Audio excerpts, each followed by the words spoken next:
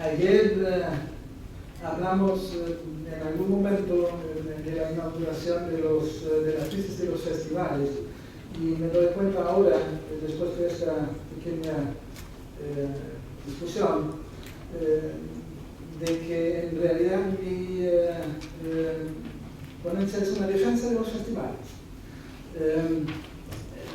La lista de nombres que les he entregado es, por supuesto, más bien pensado para los estudiantes que se fueron en masa gracias al retraso y evidentemente son nombres que los especialistas van a ubicar perfectamente, pero yo me doy cuenta de que es difícil seguir y anotar sobre todo si quieren los nombres por eso entre pues, esa lista que ojalá tengan en su mano. Debo agradecer al Servicio Alemán de Intercambios Académicos la financiación del viaje desde Alemania que me permite asistir una vez más a este Festival Internacional de Cine de Copenhague. Por supuesto, esta beca no existiría sin la invitación previa al simposio sobre historia, historiadores y historiografía del cine, por lo cual mi agradecimiento particular y muy cordial es para Alfredo María, el alma rector de este evento, que reúne el amor por las sombras del cine con un fino sentido de los problemas de discusión acerca de este medio, la calidad del especialista sereno y un habla único de la hospitalidad. Me felicito de poder reencontrarme, gracias a los dones y relaciones de Alfredo, con un ambiente que se puede comparar en cierto modo con el otro festival de historia del cine europeo y regional que se llama Confrontación de Perpignan en el sur de Francia, donde pude conocer años atrás y gracias al gran crítico Marcel Homs, fallecido en 1993, la extraordinaria vida en sombras de Lorenzo Llobet Gracia. Mañana nos la ofrece en versión restaurada la Filmoteca de Cataluña a través de su director Esteve Biambau, y tengo entendido que también vamos a ver una película de él esta tarde. Esteve Biambau, más vecino de Perpignan que yo, y nos reencontramos con alegría ayer. Hay casualidades que no lo son, y Alfredo, me imagino que junto con Jaime Córdoba, supo aprovechar la probabilidad para transformarla en la realidad necesaria de nuestro mundo redondo de rollos cinematográficos. Y finalmente estoy feliz de poder participar en un simposio organizado continuo, en cuyo programa se combinan las miradas generalizadoras con las complementarias pesquisas puntuales. Hoy hemos revisitado la historia del cine latinoamericano en las 10 lecciones que no lo fueron tanto, en una conferencia magistral con Jorge Ruffinelli, y hemos desmitificado con Francisco Gaitán un mito europeo en el contexto específico del cine mexicano, de muchas maneras ejemplar para el continente. Mi propia perspectiva invierte la de Gaitán, en el sentido de que me preocupa la suerte de un latinoamericano en la Europa de fines de los 60, y afortunadamente va a ser más propicia esta experiencia europea de Luis de la experiencia mexicana de Eisenstein, que por supuesto ha dejado este legado precioso que Francisco nos ha presentado hace poco.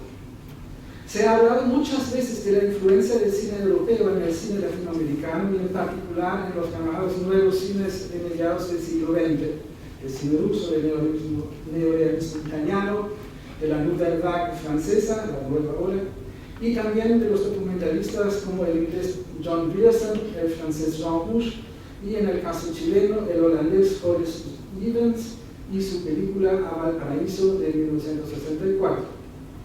Finalmente se reduce la formación de técnicos y realizadores latinoamericanos en escuelas de cine europeas como el Centro Experimental en Roma, la Escuela Oficial de Cine en Madrid, el Institut de Hautes Études Cinématographiques, IDEC, en París, y todo eso se menciona en, por ejemplo, el libro de Elizabeth León Frías, el nuevo cine latinoamericano de los años 60, en las páginas 50 y 160. Sin embargo, no conozco ningún estudio que se haya fijado en las causas del interés de los europeos en el cine latinoamericano. Al revés. El caso del relativamente joven Raúl Ruiz y su primer largometraje Tres Tristes Tigres se presta a una indagación detallada con una serie de preguntas. En 1969, Ruiz es invitado para presentar su película, alabada por la crítica chilena pero ignorada por el gran público, a competir en el Festival de Locarno.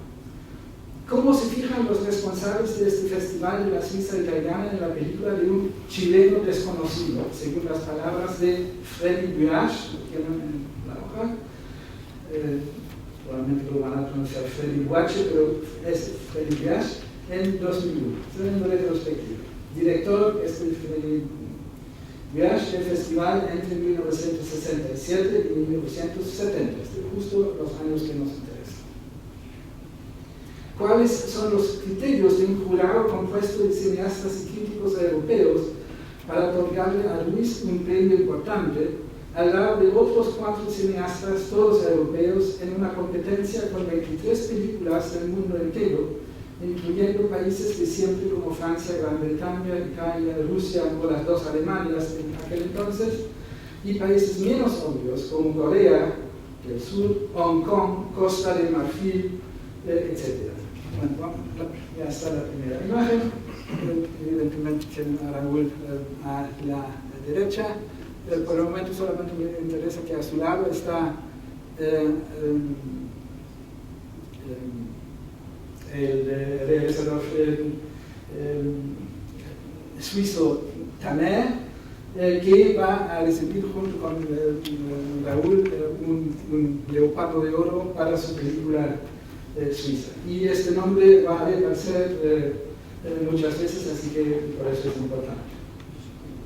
Se puede hablar de un impacto de Ruiz en Europa, como Francisco ha hablado de un impacto sensible de las imágenes de Eisenstein en el cine posterior mexicano. Es decir, hay un impacto en Europa de Ruiz.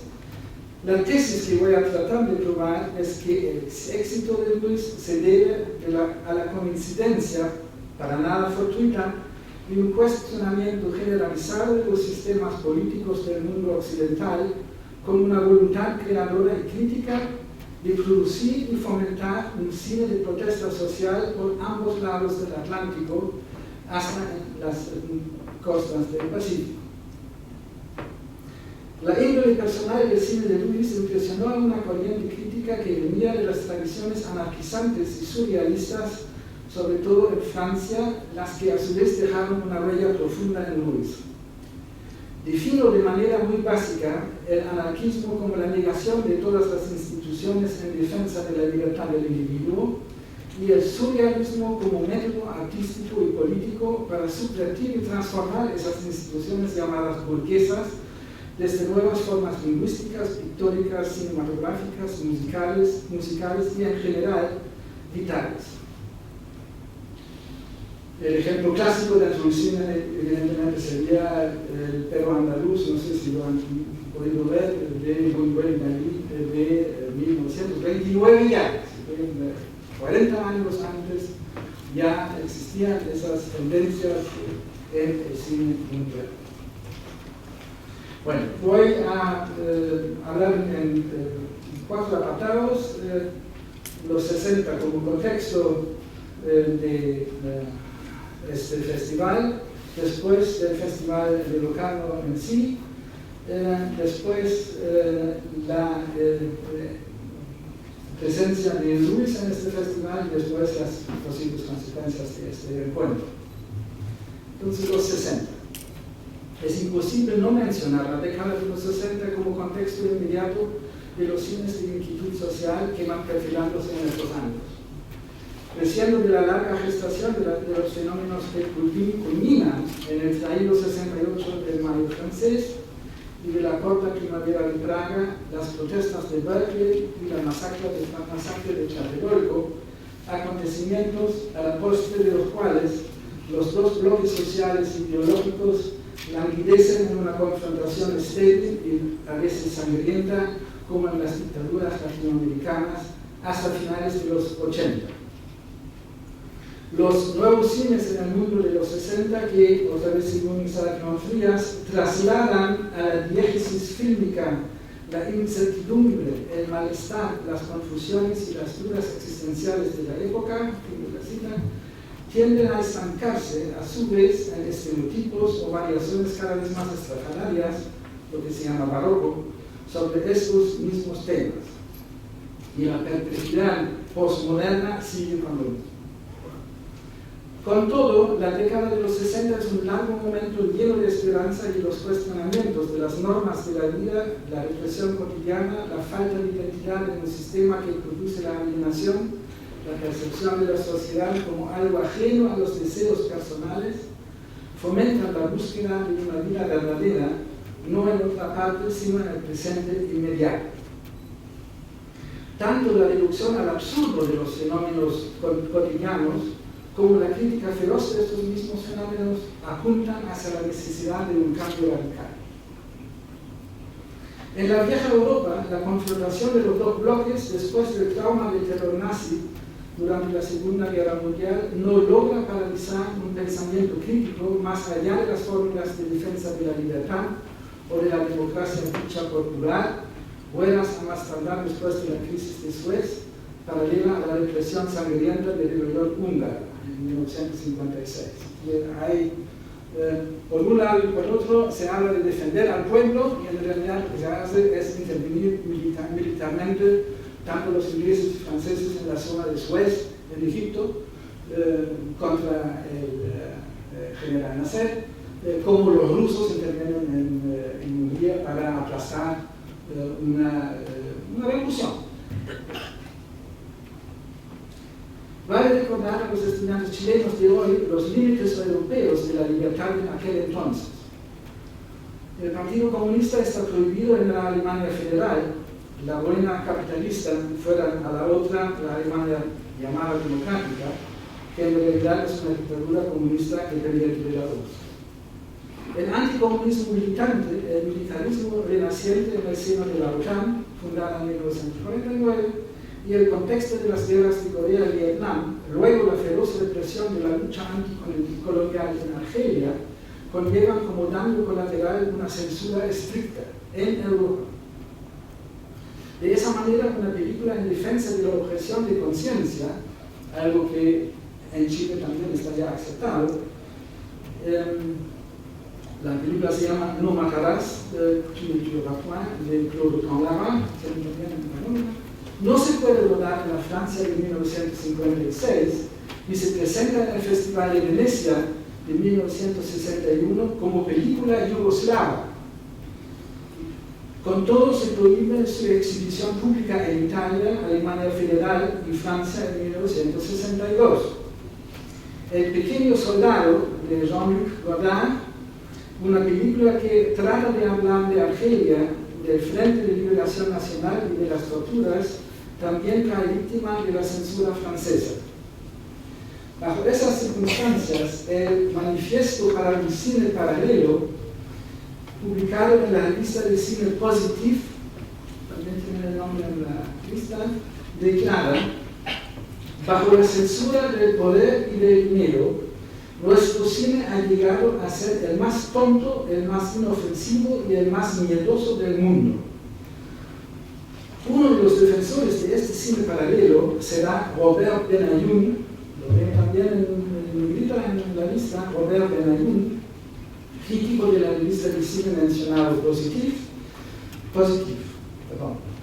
Anotemos que el cine de la Nouvelle Vague, la nueva ola mencionada, que tácitamente se incluye en este veredicto categórico, nunca gustó a los críticos de tendencia anarquista y comunismo libertario de Positif, en oposición a la otra revista de renombre Cahiers du Cinéma, liderada por los campeones y al mismo tiempo creadores de esta Nouvelle Vague, tratada como cine fascista por otro representante del Positif, Ramón Borg. Ya volveremos a esta rivalidad y su importancia para Luis en Europa, la rivalidad entre esas dos revistas supuestamente opuestas, que en realidad no son tal. Donde los europeos descontentos van a buscar modelos para avanzar en los países fuera de los dos bloques o el trance de liberarse de las ataduras coloniales. Perdón, tengo que tomar la frase. Donde los europeos descontentos van a buscar modelos para avanzar es en los países fuera de los dos bloques o en trance de liberarse de las ataduras coloniales.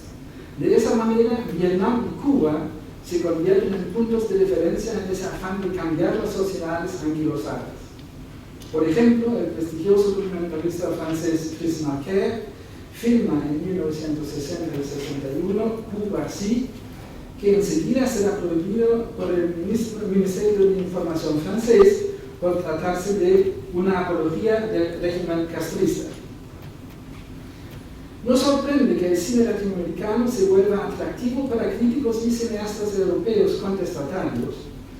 La presencia de este cine en numerosos festivales europeos, desde Berlín a Venecia, pasando por Cannes, Cabo Locarno, Moscú, San Sebastián, Pésaro y Levante, se justifica por tratarse de cine de arte, pasando por alto sus intenciones políticas muchas veces explícitas, por la censura.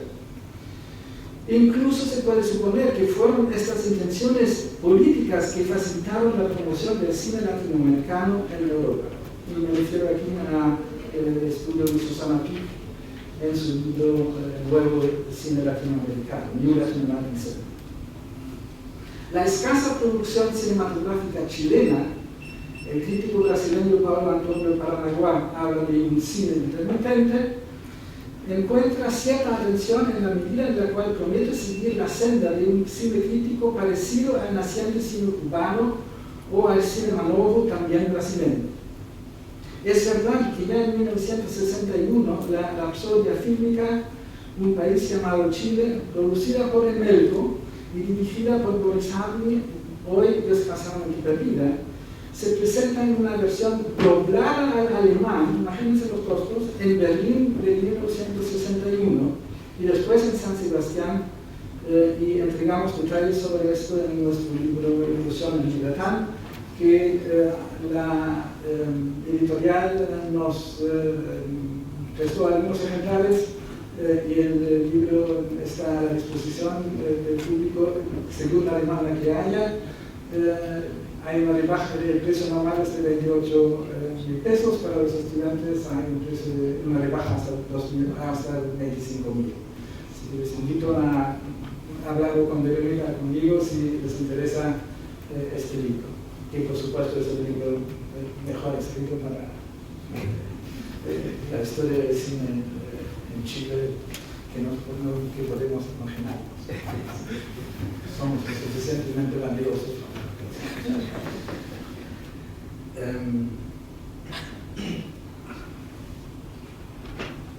Pero es después de 1964 cuando la llamada Revolución en Libertad del demócrata cristiano Eduardo Frei promete una alternativa capitalista al espectro de la revolución cubana, socialista y luego comunista, que Chile se convierte en un punto importante de atracción.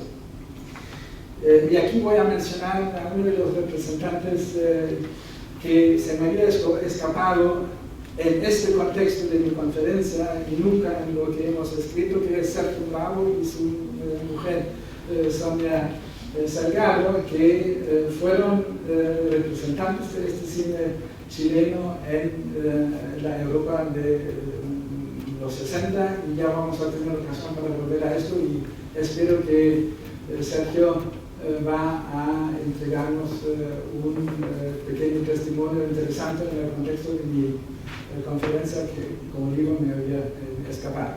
Me gustaría que aplaudan fuertemente a Sergio y a Sonia, que realmente son dos pilares.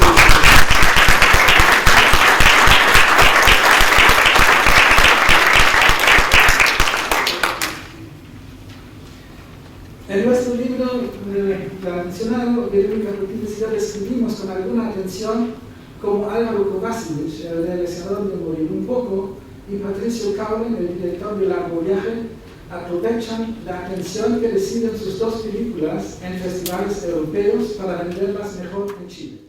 Esta es la primera publicidad para Morir un poco que se publica en el Mercurio, donde Kovacevic se refiere a la crítica internacional de los festivales europeos de 1966 para llamar la atención a esta película en Chile.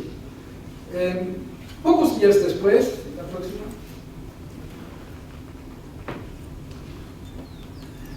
sale la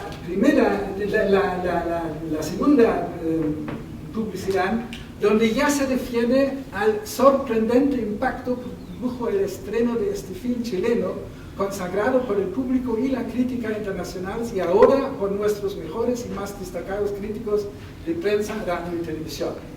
Porque hay un nexo directo entre estos dos fenómenos. Y lo mismo pasa en cierta medida con la película de Cowlen, que recibió un premio extraordinario en Carlo Vivari en 1968, y a raíz de este premio la reestrenan en Chile, haciendo la publicidad con la referencia al Festival de Cine de Carlo Vivari en Checoslovaquia, es decir, en la parte del este, en el bloque del este, donde se premia. Y lo hacen en una página y después en otra página, en el mismo tamaño, en la misma edición. Es decir, realmente es un esfuerzo de, ahí está, con los juicios críticos que aquí no se pueden leer mal, pero el mismo mecanismo para vender mejor otra vez una película nacional desde el contexto internacional. La iniciativa privada de Kovacevic, apoyada por el director de la Berlinale Arnold Bauer, que descubre morir un poco en Buenos Aires durante la postproducción, no termina en ningún premio, pero sí en más invitaciones a los festivales de Carlo Vivari, Salónica y Leipzig, en la República Democrática Alemana, donde la película se elogia por mostrar, y cito, la cruda realidad del hombre común en Latinoamérica. Cowlen, que ya puede contar con el apoyo oficial del Consejo de Fomento de la Industria Cinematográfica creado en Chile en 1967, se granjea el premio extraordinario en Carlo Vivari el año siguiente y lo comparte con Memorias del Subdesarrollo. Memorias del Subdesarrollo, una de las películas emblemáticas del cubano Tomás Gutiérrez Alea. Fíjense bien en ese panorama donde la película de Cowlen, que después todas las historias, casi todas las historias hasta muy poco, el primero que reivindica la película es Ascanio Cavallo y con su coautora Carolina Díaz, pero eso es en el 2007, y hasta este momento esta película pasa por mala. ¿Por qué? Porque es supuestamente de derecha. En 1968 se granjea un premio en el bloque del este, al lado de la película cubana emblemática, como digo, de Gutiérrez Alea.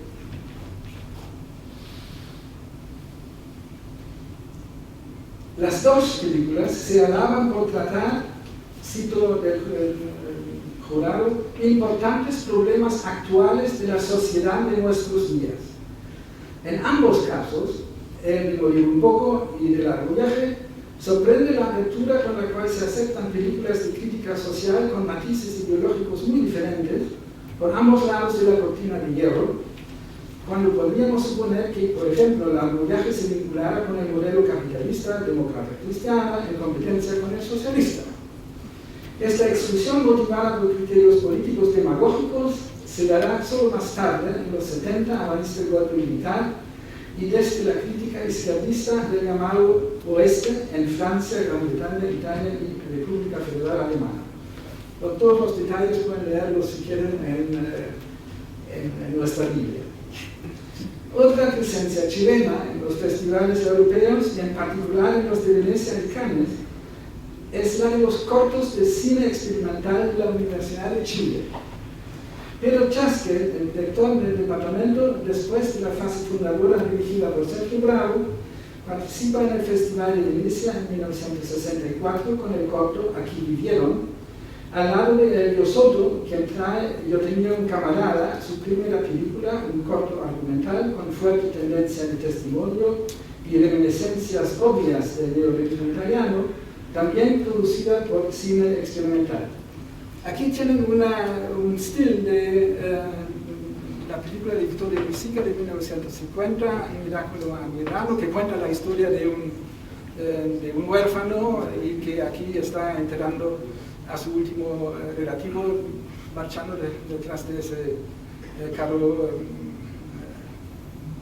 ¿cómo se llamaría? Funeral o carrozas.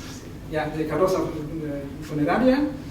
Y ahora vamos a ver, y que viene, perdón, este estilo no viene de la película, sino nosotros la encontramos en una revista que Chaskel y otros editaron en los años 50, que se llama Séptimo Arte, y donde ilustra un largo artículo sobre el neorrealismo italiano. Y ahora vamos a la película de Elvio Soto, y fíjense que es imposible no fijarse en que la puesta en escena de una historia que luego es diferente y evidentemente tiene los rasgos particulares tanto de Soto como de un cine chileno de aquella época, pero es imposible no ver la referencia al neorrealismo italiano de los 40 y 50, es decir, no el reciente de los 60, sino de el establecido, reconocido, que es como la primera ola, digamos, del neorrealismo italiano frente a la segunda ola, digamos, de los 60, presidida por Antonioni y otros no. Mientras la hermosa película de Chaskel no despierta interés, Soto obtiene una mención especial y puede vender varias copias de opinión camarada a buen precio, lo que facilita la filmación de sus próximas películas. En 1965, su segunda película, Soto, el corto argumental El analfabeto, se acepta para la muestra de Cannes, pero no tiene éxito. Por otra parte, Chaskel vuelve a Europa y precisamente a Locarno en 1966, donde gana una mención especial con su corto Érase una vez, en 1965, distinción que comparte con Revolución del boliviano Jorge Sanginés, uno de los grandes representantes de un cine social revolucionario de los 60, de los 70 y más allá incluso. Y con una película del polaco Walerian Borowczyk, también un hombre de mucho peso en la historia del cine. ¿Cómo se integra este cine chileno aparentemente intermitente en los festivales latinoamericanos? Y ahí tal vez podría, si puedes concentrarte, Sergio, la palabra a ti por tu experiencia con Locarno, porque es muy importante. ¿De qué no entiendo? Tu experiencia con Locarno, porque tú también te mereciste un premio en Locarno. Es decir, yo obtuve ¿cómo se llama? Premio de honor por un documental que se llama Láminas del Maue. ¿Y quién fue? Y entonces yo lo envié para allá y me lo premiaron. Después yo estuve en Locarno, pero mucho más adelante. Fuimos a Locarno con Sony y estuvimos unos días allá de repetición. Pero llegaste a... posterior. Llegaste a Locarno, ayer cuando estuvimos hablando en el micrófono. Sí. Llegaste a Locarno antes de la muerte de la Violeta Parra, porque tú tuviste acceso, por así decirlo, a Freddy Buasch, el director de uno de los en la época de la Filmoteca de Suiza en Lausanne, a través de la mujer de Freddy Buasch, que es, y ahí entran las mujeres que no están en su nómina porque no lo sabía, que es Marie-Madeleine Brüman, que a su vez es la primera en filmar a la Violeta Parra creando en Ginebra, ¿no? Así que también hay un... Pero no entiendo mucho toda esta cazuela que están haciendo. No importa, yo me entiendo. Verdaderamente. la verdad que, mira, eso de Violeta no tiene nada que ver con lo de Locano tampoco, porque nosotros trabajamos en la trilla y el mimbre con ella. Y sí, el casamiento sí, de ellos, pero nada que ver con Locano, no sé, no entiendo. Lo interesante es que la Violeta va a Europa. ¿Dónde vas? Mira, ¿ya? Sucede que yo estaba en Europa, estaba en Suiza, y teníamos, de decir, comíamos, pasábamos con la Violeta, y estaba la fotógrafa, ¿cómo se llama? La de la Gallo. Oye, y entonces llegó la fiesta del Año Nuevo, y yo estaba solo en Europa, y entonces ellos iban a ir a celebrar a la casa de Freddy Dudash. Eso. Entonces, porque la Violeta era amiga de la mujer. La Marlene Brumagne se escribe. Oye, y entonces sucede que me invitaron, porque ella se había comprado una camioneta, un Volkswagen, y entonces la manejaba la de la Gallo, y partimos a celebrar el Año Nuevo. Lo que me interesa y entonces así conocí a Freddy Dudash y yo no tenía idea a dónde iba. Exacto. Iba para pasar la noche de Año Nuevo. Y esa noche yo alojé en la pieza de alojados en la casa de Freddy, y el día siguiente me llevó a conocer la Cinemateca, conversamos de cine, nos hicimos amigos, después presentamos películas, después expuso mi obra en el libro de oro de la Cinemateca y nos seguimos escribiendo. Te corto, Sergio, pero porque vamos a abrazarnos mucho. Pero ven cómo a partir de... Y eso yo lo considero como un pequeño logro ya de este trabajo, como a partir de unas construcciones, a partir de testimonios que descubrí en libros, llego a esa importancia del cine experimental para la mediación del cine chileno en Suiza, y de repente hay otro elemento que entra, que es que Sergio Prado, a través de la Violeta Parra, conoce a Freddy Dudash, y ahí hay otra presencia, y evidentemente algo importante, algo que da importancia al cine experimental en la mente de Freddy Dudash y en Lozano y Locarno, con lo cual se hace más comprensible que se dé la atención a la película de Luis. Ya vamos a ver por qué. El Festival de Locarno. La crisis del emblemático Festival de Cannes en 1968, crisis de festivales, revela las profundas diferencias y al mismo tiempo la confusión en la manera de concebir el cine, que oscila entre los intereses industriales y comerciales del entretenimiento, las aspiraciones artísticas más diversas y las propuestas políticas militantes de una izquierda abigarrada. Al mismo tiempo que se desarrollan los incidentes violentos en un París más o menos discretamente rodado de tanques, el 13 de mayo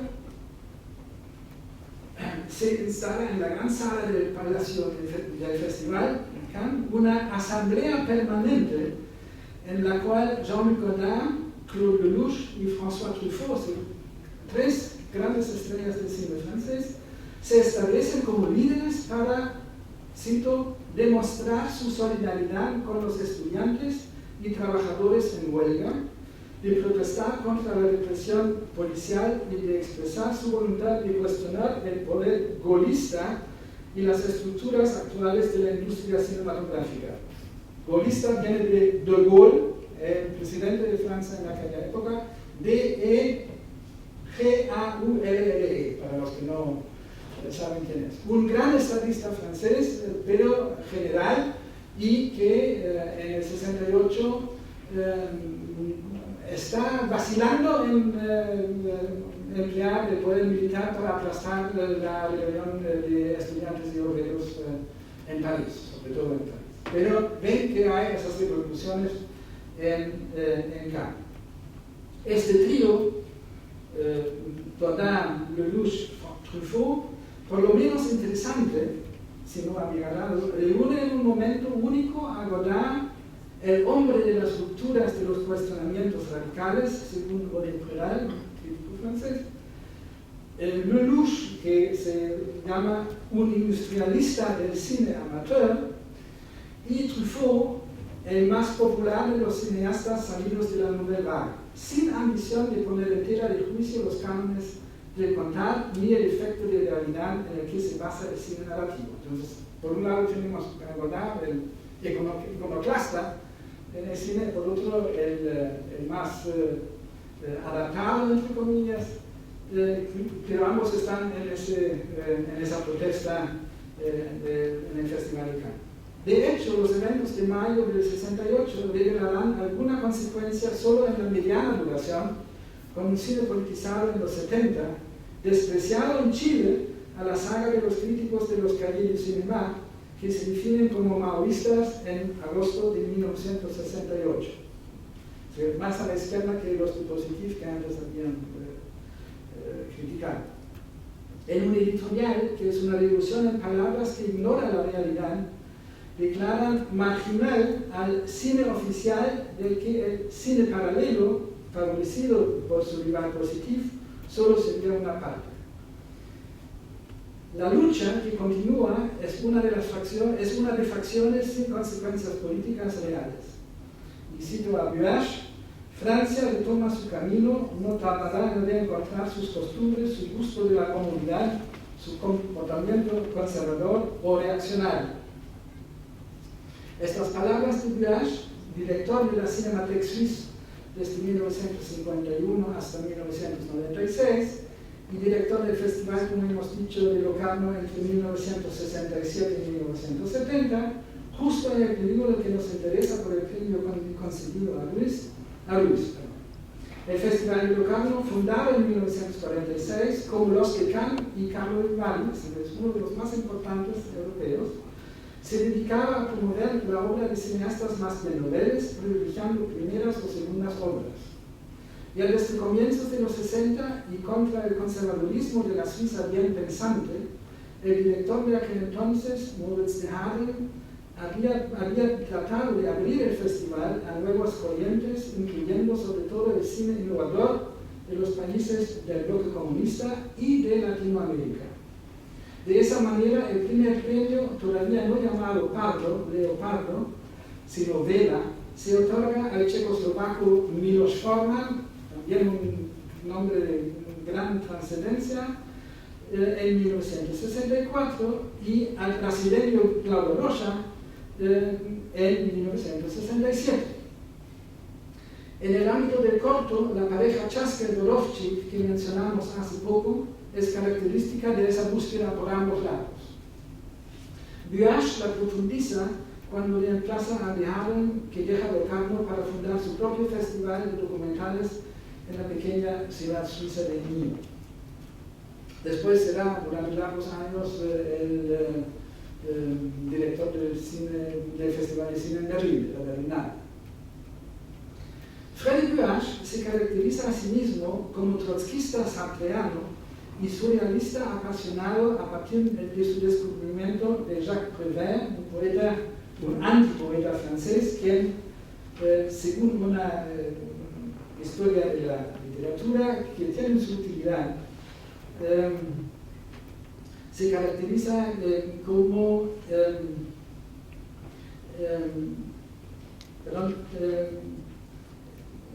como alguien que, y cito esa historia social de la literatura francesa, hace explotar las barreras que separan la prosa y la poesía, lo maravilloso y lo cotidiano, la ternura y la insolencia en una fiesta del lenguaje, llena de digresiones, asociaciones libres y retruécanos que no respetan nada ni a nadie. Si ahí les suena un poco a Nicanor Parra, no es casual. No hay una relación directa entre los dos, pero una gran concomitancia. En los 50, Buage se hace amigo de Ado Kirou, el muralista, uno de los editores de Positif, fundado en 1952, y otro entusiasta del surrealismo anarquizante, al igual que Robert Benayoun, quien entra a Positif en 1954. Que ven cómo se está formando una constelación de críticos alrededor de Positif, que va a estar presente en el Locarno de 1969. Todo este grupo, al cual hay que añadir el fundador de la revista, Bernard Chandler, y el mencionado Raymond Borne, director de la importante Cinematheque de Toulouse, ya fallecido, confiere a Positif su marca de revista tan cinéfila como Cahiers du Cinéma, pero libertaria, apreciando tanto las vanguardias insólitas del oeste como las tendencias intuidas como subversivas en el cine del este. Como director del Festival de Locarno, Buach continúa la búsqueda de cineastas innovadores, pero no disfrutando de la libertad total concedida a Godard, según la opinión de Buach. Alain René, Chris Marker, Michelangelo Antonioni, Luchino Visconti, Francesco Rosi e Ingmar Bergman forman parte de sus favoritos europeos.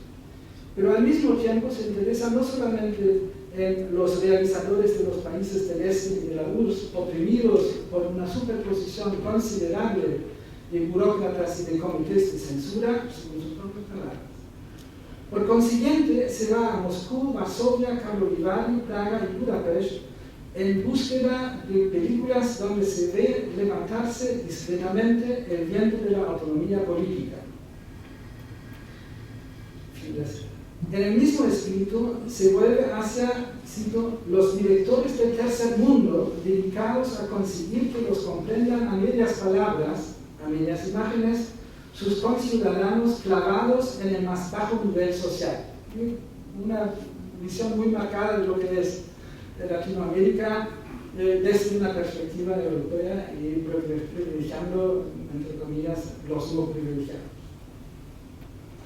Le resulta absolutamente ejemplar la figura de Luis Buñuel, sobre el cual tiene una monografía, y dice: vivía Buñuel en México, en esta América Latina, donde la emergencia de un séptimo arte de liberación, según el término teológico que determina la teología que rompe con las pompas del Vaticano, correspondía a una de nuestras principales preocupaciones estético-políticas. Preocupaciones estético-políticas que se descubren en el cine latinoamericano, en particular en Buñuel. Mexicano, entre comillas, ¿no? En este mundo.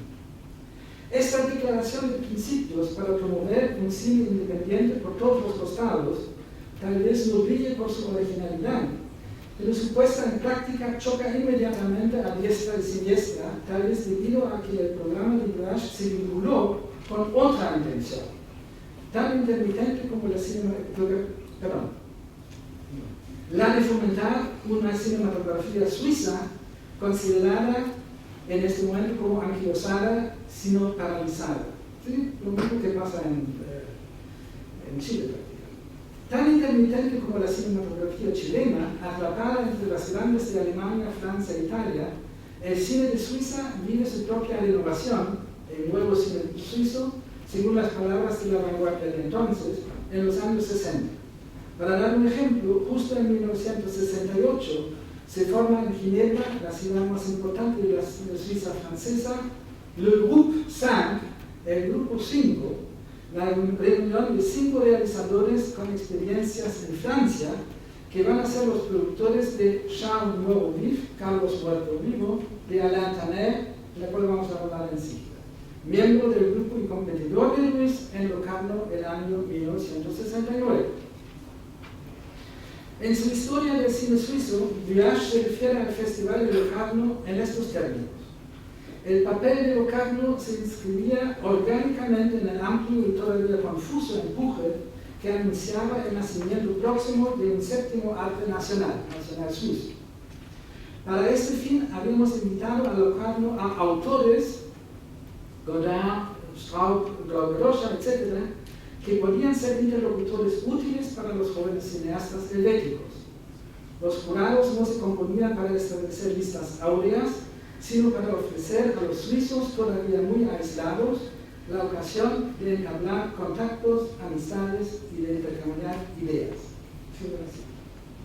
Ni los profesionales reaccionarios que en 1968 hicieron presión para que se retiraran las películas del bloque del Este de la competencia en Locarno, ni los militantes izquierdistas a los que se consideraban tales, son palabras de Buach, veían con agrado este programa y las protestas demagógicas que habían interrumpido el Festival de Cannes casi logran naufragar la edición de este año emblemático.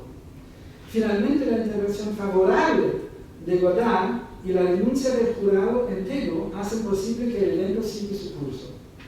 La actitud de Godard, que puede parecer contradictoria después de su protagonismo en pro del cierre de Cannes, obedece, según Guache, a una lógica limpia. Lo cito: en su rechazo de todo fanatismo gratuito, Godard pensaba que si los mundanos que deambulan por la Croisette, el boulevard elegante de Cannes, habían inspirado y luego merecido la revuelta que presentíamos con razón los del futuro, Locarno podría y debía quedar en su particularidad un apoyo nada despreciable a la difusión de un joven cine escandalosamente ahogado por la industria del entretenimiento. Fin de la cita. ¿Cómo estoy de tiempo? Más o menos. Las dos citas un poco largas se justifican por su importancia.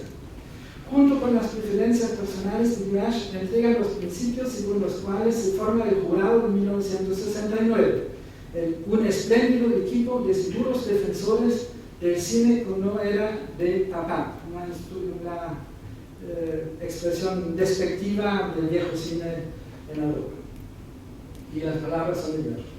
De los 5 miembros, 2 venían del este. El húngaro István fue formado en parte por el Centro Experimental de Roma, premiado en Carlo Vivaldi en 1964 y será ganador del premio del jurado en Cannes en 1970. El rumano Lucian Pintilie representaba el cine innovador rumano de fines de los 60, también internacionalmente reconocido. 2 otros venían del ámbito francófono. Aldo Kirou, francés de origen griego y crítico de Positif, era, como hemos visto, amigo de Guache desde los años 50.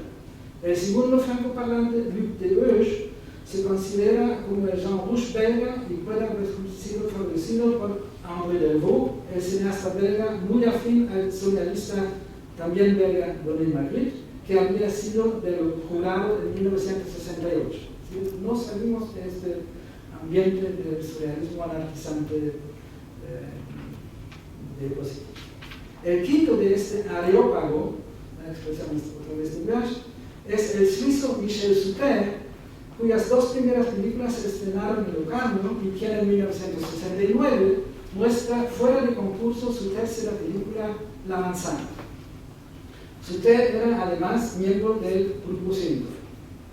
En resumen, el jurado cuyo presidente va a ser Aldo Kirou corresponde plenamente a los principios declarados y defendidos por Guache.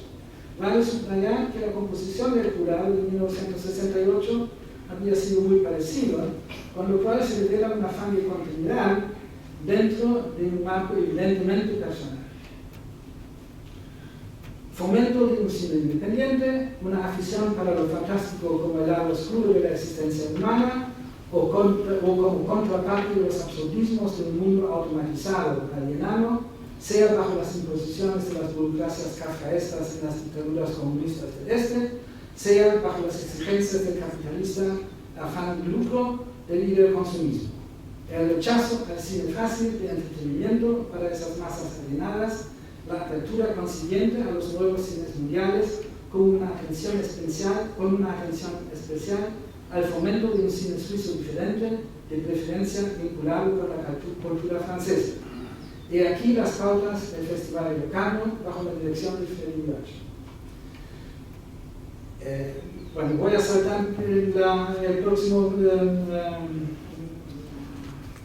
aparte, que es sobre la situación de Luis en 1969. Simplemente decir que Luis venía de una fase, de una encrucijada entre un cinema realista que había aprendido, entre otras partes, en la Escuela de Cine de Santa Fe, con Lili, que le había fastidiado, y por otro lado, una voluntad de expresión muy cercana al teatro del absurdo en sus piezas de teatro. Si llegan a ser o no, no importa, pero fueron muchos, y tenía mucho éxito en la época. Y ahí está buscando un estilo propio que él mismo, bueno, está casi definiendo mismo casi, porque finalmente nosotros lo estamos concentrando en algo que podría llamarse un canibalismo realista, es decir, expresionismo fantástico por un lado, pero formas de cine realistas por otro. Quería mostrarles una parte de La maleta de 1963.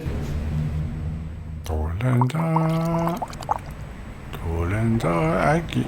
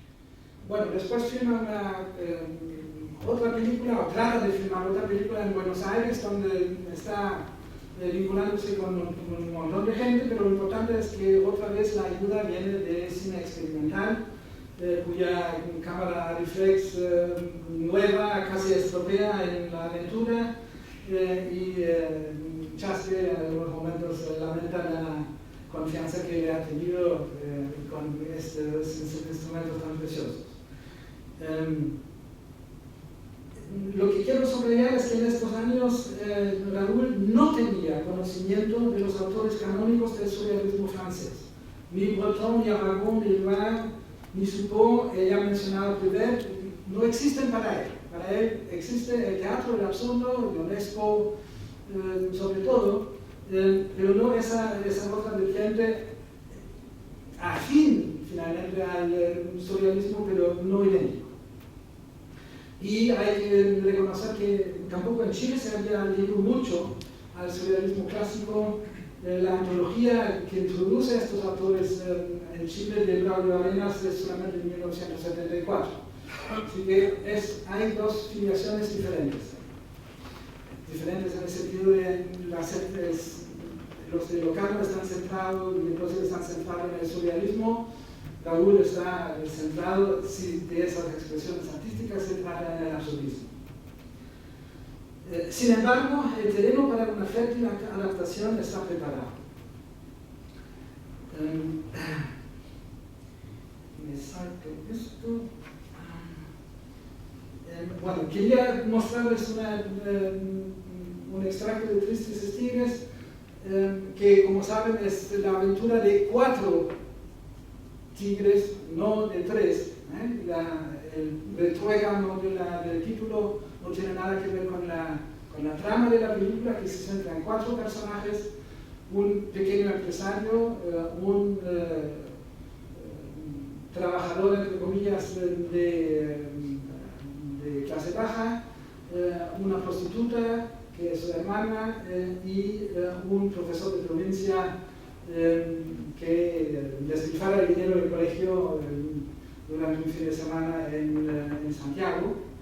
Lo importante para lo que viene después es que son personajes que demuestran de cierto modo la inadaptación o la búsqueda de adaptación a un sistema de lucro. Tito, el de clase baja, simplemente no puede mantener los horarios impuestos por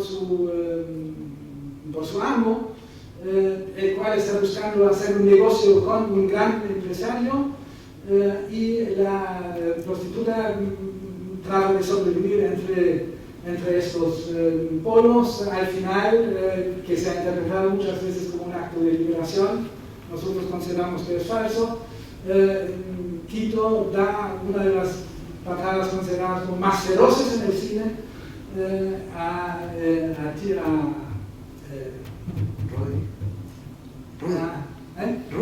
Rudy, y ahí después termina la película con Tito siguiendo deambulando por Santiago.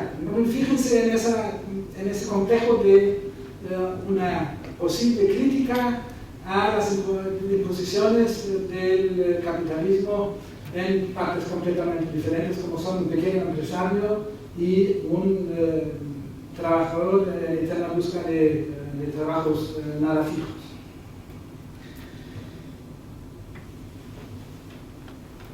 La invitación a Locarno para Ruiz se extiende a la vista de una postulación oficial, y cito de la prensa, por la Universidad de Chile a través de su departamento de cine experimental.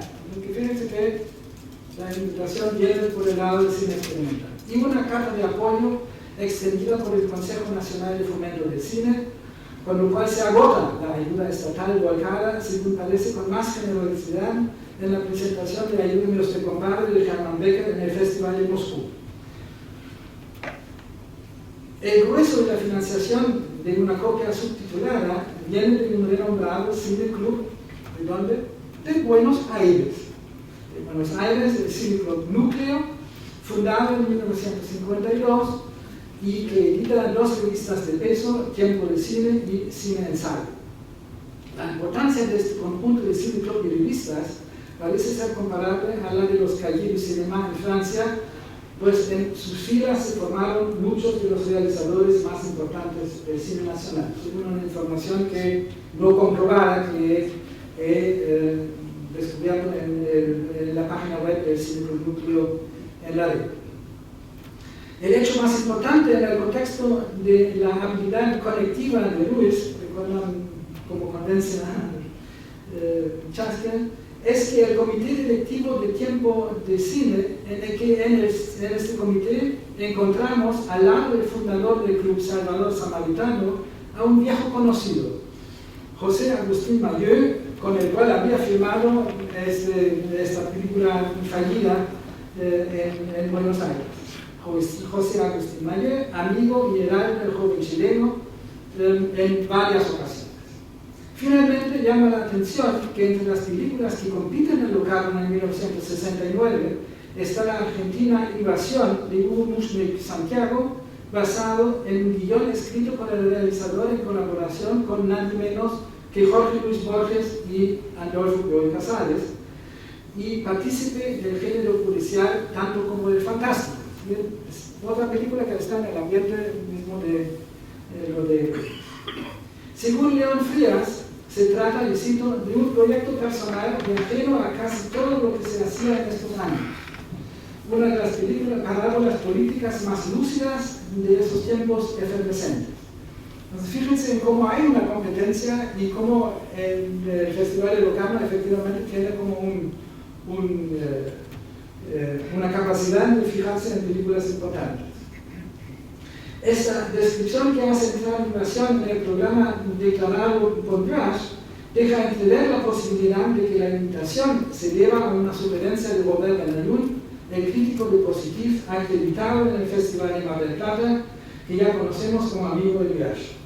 Las relaciones más o menos estrechas que afloran en esta conexión también podrían explicar la curiosa fundación de un grupo de los 5, un año después del nacimiento del Groupe 5 en Ginebra, en Argentina, cuyas afinidades con el cine europeo subraya otra vez León Frías. Y voy terminando con la decisión del jurado.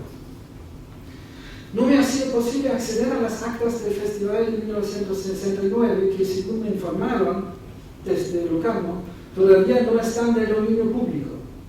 Lo que queda patente es la perfecta conformidad de Tristes Tigres con los principios de Brash, compartidos por el jurado compuesto por representantes renombrados del mundo del cine europeo, pero también amigos, como lo confiesa sin rodeos el propio Brash.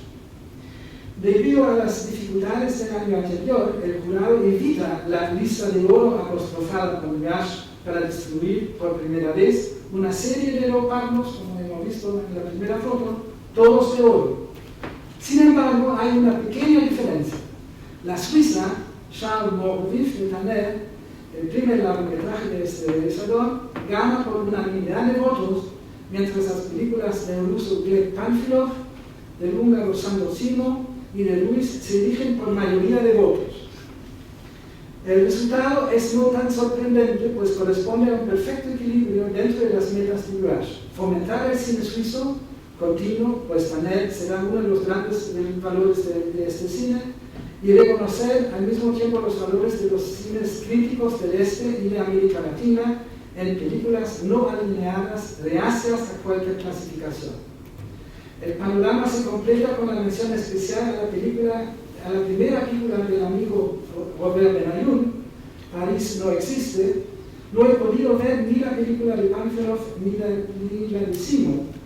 Charles Morvif, París no existe pas y Tristes Tigres forman, según mi juicio, una perfecta trilogía sobre la alienación bajo forma de vida capitalista.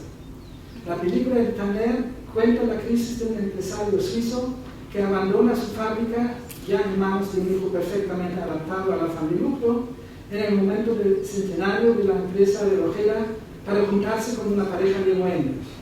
Al final se le encierra en un manicomio, casa de alienados en francés, con lo cual se establece un juego irónico entre el término marxista y el término médico. La de Benayoun, hijo espiritual de André Breton, como se declara en alguna historia, juega con la percepción del espacio y del tiempo a través de la mente de un joven artista de moda que se identifica cada vez más con épocas pasadas en una superposición simultánea del presente y pasado con algunos momentos utópicos. A los amigos que lo declaran loco responde en inglés, en la película hablada en francés, que desconocen su propia experiencia. Y la película termina con una cita en francés de Borges, proveniente de otras inquisiciones. El tiempo es la sustancia de que estoy hecho, el tiempo es un río que me arrebata, pero yo soy el tiempo, es un tigre que me destroza, pero yo soy el tigre, es un fuego que me consume, pero yo soy el fuego. Es obvio que la película de Luis es un complemento ideal desde la visión de los de abajo, desde las capas donde nunca se pudo formar una identidad segura, a las visiones europeas desde los de arriba, que entran en crisis de identidad por la pérdida de sentido de su mundo. Voy a soltarme los ejemplos que quería mostrar. Yo creo que está perfectamente comprensible lo que he dicho. Las imágenes siempre hablan más, pero me los paso. El jurado basa su juicio sobre Tres Testigos, que se conoce a través de la prensa de la época, no desde las actas de Locarno que no pudimos ver, a través de la prensa de la época, precisamente en su vigencia universal, lejos de cualquier idiosincrasia chilena. Según Aluquibú, presidente del jurado, y no olvidemos crítico del Positif, Tres Testigos es, cito, bajo un aspecto de realismo senil, un poema que destruye sistemáticamente las estructuras sociales y mentales de nuestra sociedad. En su resumen del Festival de Locarno, precisamente para Positif, Luis Seguin también se fija en el contraste entre cierto realismo clásico y una nueva forma que logra mostrar a los personajes más allá de las trampas de la verosimilitud, cito, al borde de la ruptura esquizofrénica.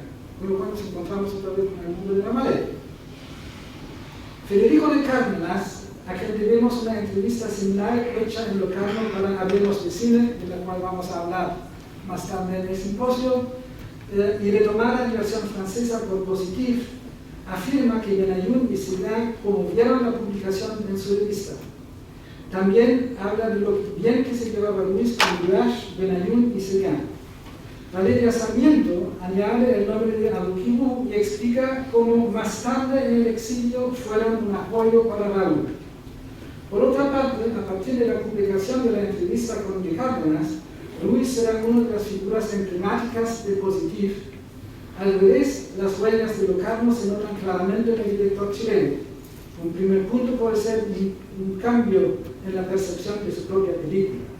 En 1972, en otra entrevista de importancia con los críticos de la revista chilena Primer Plano, Luis adapta la visión universalizante de los franceses y habla de la imagen de una sociedad alienada que se entrega entre estos testigos.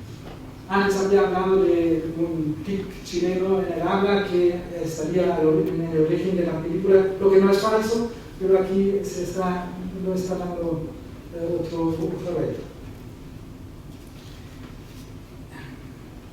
Su película suiza, rodada y financiada por Suiza, Su Journal, de 2003, parece ser una versión luisiana de la Suiza de Charles Maurif, con su historia de locuras alrededor de la herencia de una empresa que parece dominar el país desde una posición monopolista. Un segundo punto son tanto las referencias a Borges, que proliferan a partir del exilio en Francia, como la adaptación del surrealismo como referencia constante. Ambos parecen deberse a los nuevos amigos de Locarno. Y finalmente, la reflexión sobre el tiempo, presente como leitmotiv a lo largo de Tres Testigos, en los aprietos de sus protagonistas Tito y Rudy, se profundiza visiblemente, toman en serio el Nazario, en la obra posterior del chileno. Piensen en La expropiación, El tiempo recobrado o La noche de enfoque. Muchas gracias por su atención.